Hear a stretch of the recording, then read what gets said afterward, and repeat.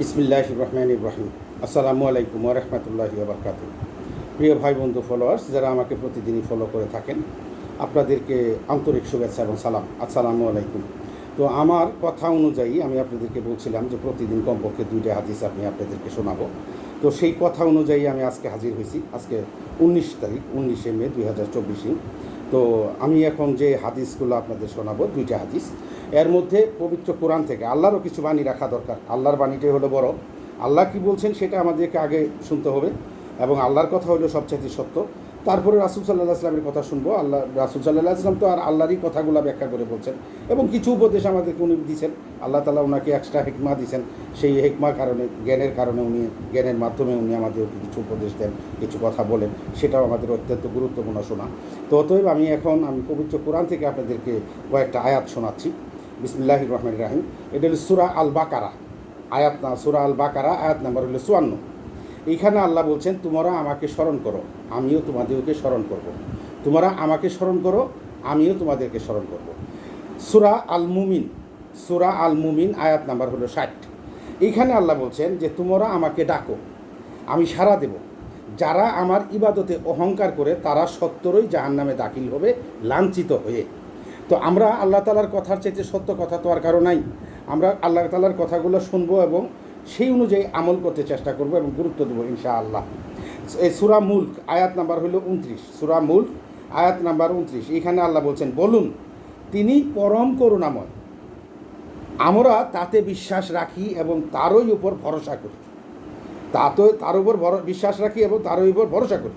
সত্তরই তোমরা জানতে পারবে কে প্রকাশ্য পথভ্রষ্টতা আছে, কে প্রকাশ্য পথভ্রষ্টতায় আছে। সূরা মারিয়াম আয়াত নাম্বার হলো 77। এইখানে আল্লাহ বলছেন, আপনি কি তাকে লক্ষ্য করেছেন যে আমার নিদর্শনাবলিতে বিশ্বাস করে না, এবং বলে আমাকে অর্থ সম্পদ ও সন্তান সন্ততি অবশ্যই দেওয়া হবে। মানে তাকে এমনি সন্তান সম্পত্তি, অর্থ সম্পদ দেওয়া হবে, কিন্তু আল্লাহকে বিশ্বাস করে না। যাই হোক, এটা হলে তার বিশ্বাস। তো এখন আরেকটা আয়াত হলো আপনার সূরা মারিয়াম আয়াত নাম্বার হলো আপনার 96।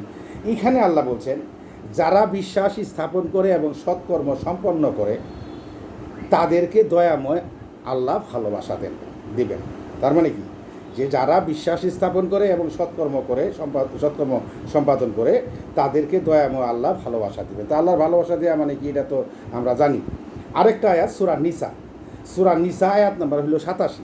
এইখানে আল্লাহ বলছেন যে আল্লাহ ব্যতীত আর কোনো উপাস্য নেই, অবশ্যই তিনি তোমাদেরকে সমবেত করবেন কিয়ামতের দিন, এতে বিন্দু মাত্র সন্দেহ নেই। তাছাড়া আল্লাহর চাইতে বেশি সত্য কথা আর কার হবে?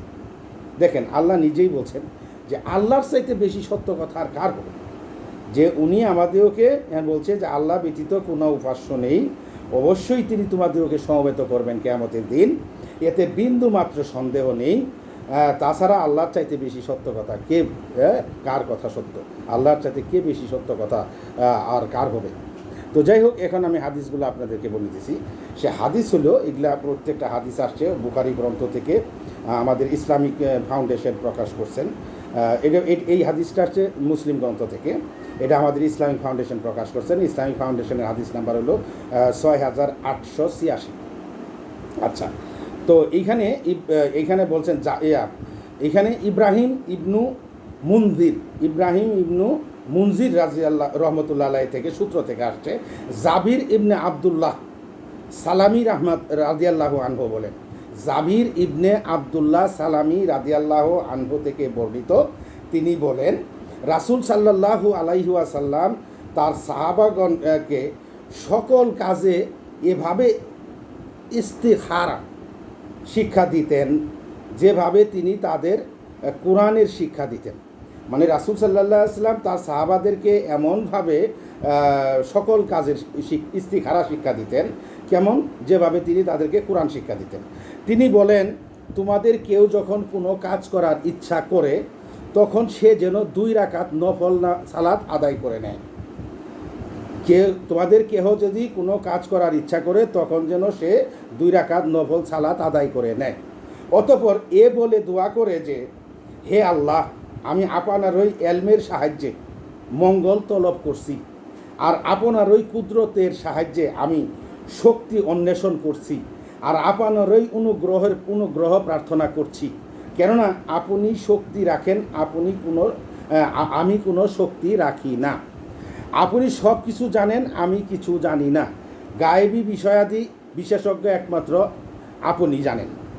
অতঃপর এরপর সালাত আদায়কারী মনে মনে স্বীয় উদ্দেশ্যে, নিজের উদ্দেশ্যে উল্লেখ করে বলবে, হে আল্লাহ, আপনি যদি জানেন যে এই কাজটি আমার জন্য বর্তমান ও ভবিষ্যতে মঙ্গলজনক বহনকারী হবে, কিংবা রাসূল সাল্লাল্লাহু আলাইহি সাল্লাম এই স্থানে বলেছেন আমার দিন দুনিয়া ও পরিণামের ক্ষেত্রে কল্যাণকর, তাহলে আমার জন্য তা নির্ধারণ করে দিন এবং তা সুগম করে দিন, আর আমার জন্য এতে বরকত প্রদান করুন।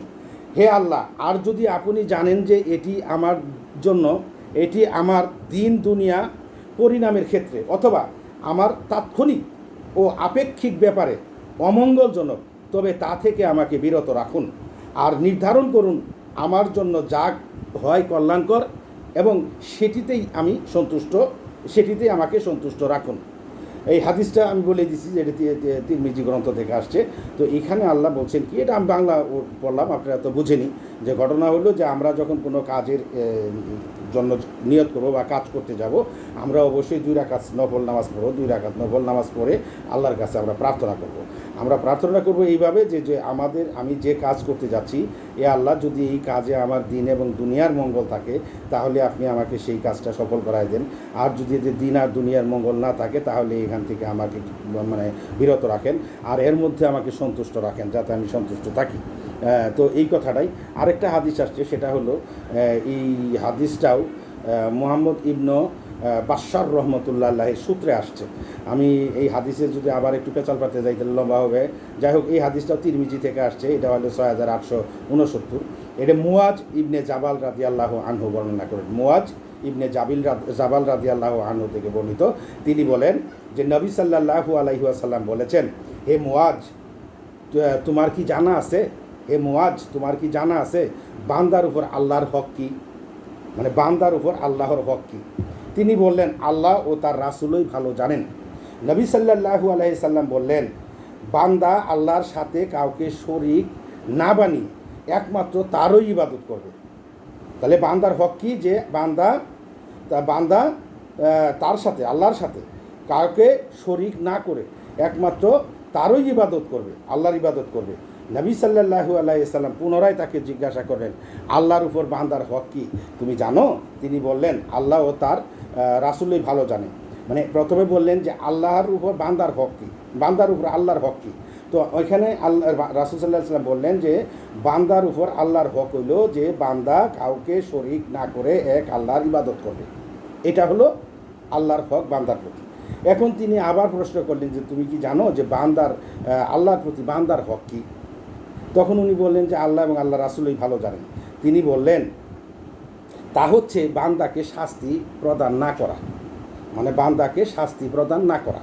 যে বান্দার হক হইল যে আমরা আল্লাহর কাছে চাই যাতে আল্লাহ আমাদেরকে শাস্তি প্রদান না করে, এইটা হলো আমাদের হক।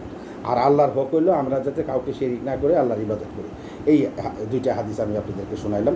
আল্লাহ আমাদের এর উপর আমল করার, বুঝার তৌফিক দান করুক, আমল করার তৌফিক দান করুক। এবং আমি পরবর্তীতে ইনশাআল্লাহ আরও হাদিস আনবো। তো হাদিস গ্রন্থ আমি বলি যে আমরা হাদিস বলতে গিয়ে আমি বললাম যে অমুকের সূত্রে। আসলে হাদিস গ্রন্থগুলা প্রকাশ হয়েছে আপনার এই যে গ্রন্থ আকারে যত হাদিসই প্রকাশ হয়েছে, এই হাদিসগুলো প্রকাশ হয়েছে রাসূল সাল্লাল্লাহু আলাইহি ওয়াসাল্লামের মৃত্যুর 250-300 বছর পরে। ইভেন আমাদের সাহাবা যারা এই যে বর্ণনা করছেন, এই যে জাবির রহমতুল্লাহ আলাইহি, উমুক যে সমস্ত বর্ণনাকারী আছে, আবু হুরায়রা আছে, আয়েশা রাদিয়াল্লাহু আনহা আছে, তারপরে আপনার কি বলে ইবনে আমর, আব্দুল্লাহ ইবনে আমর রাদিয়াল্লাহু আনহু আছে, এরা বর্ণনা করছেন। তো এরা বর্ণনা করছেন, এরা রাসূল সাল্লাল্লাহু আলাইহি ওয়াসাল্লামের কাছে আগেই শুনছে, কিন্তু এদের কাছে অন্য লোকেরা শুনছে। শুনে পরে এই যে আইসে এই যে এখন যারা গ্রন্থ আকারে প্রকাশ করছে এদেরকে বলছে, বা এদের কাছ থেকে যে যারা গ্রন্থ আকারে প্রকাশ করছে তাদের কাছে গেছে, যায় তাদেরকে জিজ্ঞাসা করছে। জিজ্ঞাসা করার পরে তারা এইভাবে বর্ণনা করছে যে আমি উমুকের কাছে শুনছি, এইভাবে বলছে, আমি উমুকের কাছে শুনছি, উমুক এইভাবে বলছে, রাসূল সাল্লাল্লাহু আলাইহি ওয়াসাল্লাম এটা বলছে। তো আমাদের মূল ব্যাপারটা কি জানেন, হাদিসের ব্যাপারে এই একটা সমস্যা। আর এই যে হাদিস মাওলানারা, যে আমাদের আলেম ওলামারা হাদিস নিয়ে বড় পিরাপিরি লাগছে, বলে ঘটনা কি, এ বলতেছে এটা জাল, এটা জয়ীফ, ওটা ইয়া। এই কথাটা কেন বলা সাহস পাচ্ছে জানেন? যদি এইটা রাসূল সাল্লাল্লাহু আলাইহি সাল্লামের আমলে রাসূল থাইকে লেখাইতো, কারোর ক্ষমতা ছিল না এটা কোনো কিছু করার। তো এখন রাসূল ছিল না, এই যে হাদিস এইভাবে আসছে, আবার এক একজন এক একভাবে বর্ণনা করছে। কোনো হাদিস বলতে যায় কয় এরকম বলে, রাবি বলে যে আমি রাসূল সাল্লাল্লাহু আলাইহি সাল্লামকে জিজ্ঞাসা করছি, অথবা রাসূলই আমাকে বলছেন। এই যে একটা খটকা লাগায় কথা বলা বর্ণনার মধ্যে, এটাও কিন্তু খারাপ লাগে। যেমন একটা বর্ণনা করতে যায় বলতেছে যে এটার ব্যাপারে আমি রাসূলকে জিজ্ঞেস করছি, অথবা রাসূলই আমার বলছে। এই যে অথবা কথাটা আবার রাসূলই বলছে, কেন এটা? এইখানেই একটা খটকা থেকে যায়। তো যাই হোক, আসলে আমাদের এখানে সমস্যা আছে একটু। তো হাদিস বর্ণনাকারী, তো আমি সবসময়ই বলি যে আমরা হাদিস মানবো সেগুলা, এবং মানবো মানে কি, রাসূল সাল্লাল্লাহু আলাইহি ওয়াসাল্লাম পবিত্র কোরআনে আল্লাহর বাণীকে ব্যাখ্যা করেই শোনাইছেন যে আয়াতগুলা, এবং আমলের ব্যাপারে কোরআনের সাথে সম্পৃক্ত রেখে, যেমন নামাজ, রোজা, হজ, জাকাত, এগুলা ব্যাপারে যে সমস্ত হাদিসগুলো আসছে, এগুলো আমরা অবশ্যই মানবো। রাসূল সাল্লাল্লাহু আলাইহি ওয়াসাল্লাম কী বলছেন এটা আমরা খুব গুরুত্ব দিয়ে আমরা শুনবো। আর দ্বিতীয় যেগুলো আছে, চলতে যায় বহু সমস্যা ওনাদের জীবনে, ওনারা সাহাবীদের জীবনে অনেক। এই যে আমি আচার আচরণের অধ্যায় হাদিসগুলো পড়লাম, আচার আচরণের অধ্যায় গিয়ে দেখছি যে এমন কথা, এমন বিষয় যিনি সাহাবারা আলোচনা করছে, এগুলা এই হাদিস গ্রন্থে আনার কোনো প্রয়োজন ছিল না। এটা ওনাদের বাহ্যিক জীবন, ওনারা জীবন কীভাবে পরিচালনা করছেন ওনারা করছেন। এখন ওটা আমাদের হবে না, পারিপার্শ্বিকতায় হবে না, অনেক কিছুই আমরা ওটা না হইলেও হবে, এবং ওনারা অনেক কিছু নিয়ে বেসাল পারছেন। এগুলা যাই হোক, ওগুলো নিয়ে আমি যাচ্ছি না। তো কিছু হাদিস যেগুলো আমি বলবো শুধু আমল এবং ইমানের ব্যাপারে, যেগুলো রাসূল সাল্লাল্লাহু আলাইহি ওয়াসাল্লাম বলছেন, কোরআনের সাথে সম্পৃক্ত এবং আয়াতের সাথে সম্পর্ক আছে, আমরা এই হাদিসগুলোকে অবশ্যই গুরুত্ব দিব। আল্লাহ আমাদেরকে তৌফিক দান করুক, বুঝ দান করুক। আসসালামু আলাইকুম ওয়া রাহমাতুল্লাহি ওয়া বারাকাতুহু।